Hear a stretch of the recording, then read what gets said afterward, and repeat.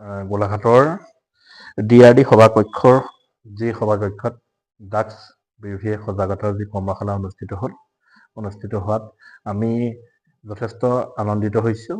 গোলাঘাটৰ কেইবাজনো বিশিষ্ট ব্যক্তিয়ে যি কৰ্মশালাত অংশগ্ৰহণ কৰিলে, বিশেষভাৱে কেইবাখনো বিদ্যালয়ৰ ছাত্ৰ ছাত্ৰীসকল আহি এই অনুষ্ঠানত তেওঁলোকে ভাগ ল'লেহি আৰু উত্তৰ পূৰ্বৰ তথা মেঘালয় আৰু অসমৰ যিজন সমন্বয়ক হিচাপে ভাগ ল'লেহি ডক্টৰ সন্দীপ হানছে ডাঙৰীয়া।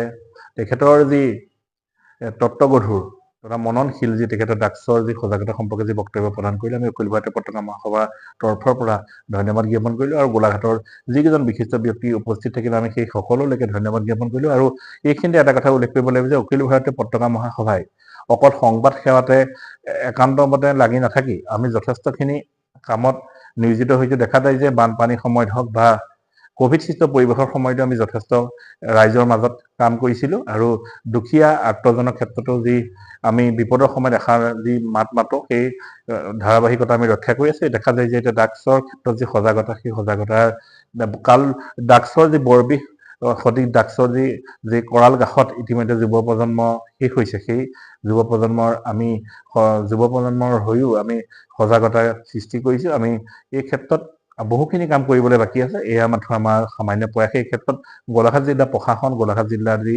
বিশিষ্ট ব্যক্তিসকলে অংশগ্ৰহণ কৰিলে, মই অখিল ভাৰতীয় পতাকা মহাসভাৰ গোলাঘাট জিলাৰ সম্পাদক হিচাপে আমি ধন্যবাদ জ্ঞাপন কৰিলোঁ। বিশেষভাৱে অখিল ভাৰতীয় পতাকা মহাসভাৰ উত্তৰ পূৰ্ব সম্পাদক সত্যজিৎ হাজৰিকা ডাঙৰীয়াই উপস্থিত থাকি আমাৰ যিহেতু কেন্দ্ৰীয় সমিতিৰ তৰফৰ পৰা তেখেত প্ৰতিনিধি হিচাপে আহিছিল, আমি নথিয়ান্বিত হ'লোঁ। এই ক্ষেত্ৰত আমি গোলাঘাট জিলাৰ আমাৰ সতীৰ্থ সাংবাদিক নজৰুল হুছেইন দীপক শইকীয়া ডাঙৰীয়াকো আমি ধন্যবাদ জ্ঞাপন কৰিলোঁ আৰু মোৰ সতীৰ্থ জ্যেষ্ঠ সাংবাদিক জয়ন্ত গগৈ ডাঙৰীয়াকো ধন্যবাদ জ্ঞাপন কৰিলোঁ। যথেষ্ট সময় তেখেতসকলে ব্যয় কৰি যিহেতু মোক সম্পাদক হিচাপে হেঁচা নিদি তেখেতসকলে যথেষ্ট কষ্ট কৰি এই অনুষ্ঠান অনুষ্ঠিত কৰি আমি ধন্যবাদ জ্ঞাপন কৰিলোঁ। শেষত ডক্টৰ সন্দীপ হানছে ডাঙৰীয়াক ধন্যবাদ জ্ঞাপন কৰিলোঁ।